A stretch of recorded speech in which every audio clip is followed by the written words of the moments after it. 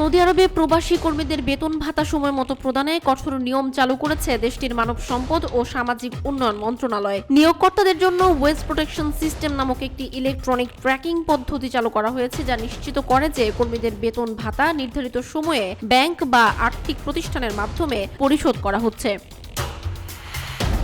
এই সিস্টেমে কর্মী ও নিয়োগকর্তার তথ্য সংরক্ষণ করা হয় এবং চুক্তি অনুযায়ী কর্মীদের বেতন দেওয়া হচ্ছে কিনা তা মনিটর করে সৌদির শ্রম মন্ত্রণালয়। বেতন প্রদানে ব্যর্থ হলে নিয়োগকর্তাদের কঠোর শাস্তির আওতায় আনা হবে।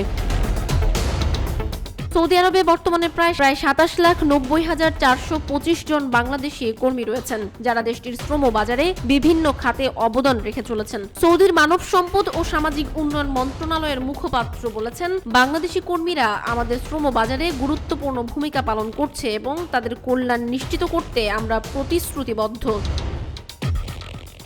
সৌদির 2021 সালের লেবার রিফর্ম ইনিশিয়েটিভ শ্রমবাজারের স্বচ্ছতা ও ন্যায্যতা আনতে উল্লেখযোগ্য ভূমিকা রেখেছে। এই সংস্কারের আওতায় প্রবাসী কর্মীদের অধিকার আরও সুসংহত করা হয়েছে।